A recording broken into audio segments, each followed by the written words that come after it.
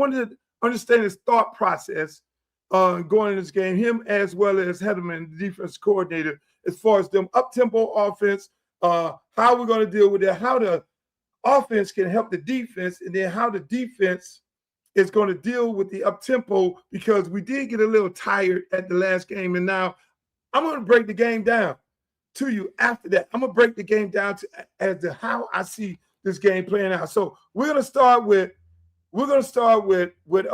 Shannon Dawson first. Shannon Dawson explaining, because I know Shannon Dawson looking at Streeter like this. Streeter, you don't normally ask, Streeter, you don't normally ask these kind of questions. So Shannon Dawson fucked up over there right now. He's like, Streeter asked me a real football question. Well, Shannon, that was me. Your friend, Luther Campbell. I asked him this. He did a lot behind the scenes to bring our offense together. Coach, their offense wants to go up tempo and tire out your defense.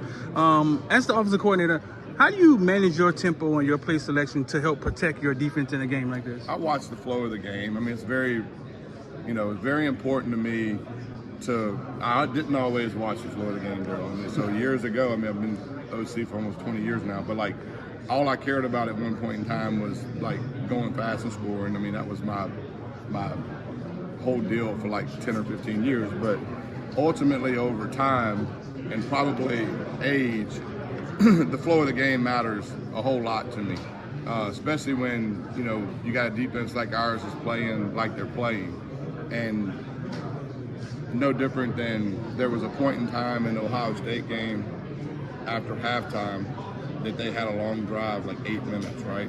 The first half, we were actually having a lot of success tempoing them. They wasn't getting lined up. And so my original plan coming out of halftime was to kind of stick with that, right? But ultimately, they came out, they drove the field, and in my opinion, this is the tilt of the game, right? They drove the field, scored, made it 14-7. We got the ball, whatever, 25-yard line. That drive was the crossroads, and I knew it because our defense was on the field for a long time, and what I wanted to do coming out of halftime, I really shouldn't do, because the one thing I didn't need to do there is go 3 and out quick and get them back on the field, score, tie it up, then we're in a dogfight, right? So ultimately, that drive, we didn't score a touchdown, but we did drive and kick a field goal. That neutralized the momentum of the game, right? Because the momentum swung their way, and they ate up a lot of clock, tired us out a little bit.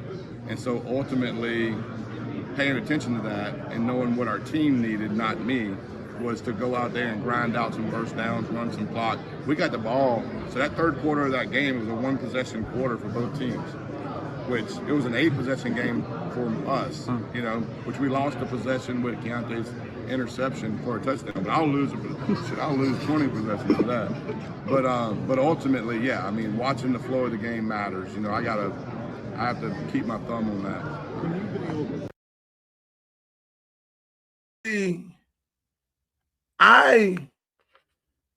I wanted to ask that question because we've been talking about it, and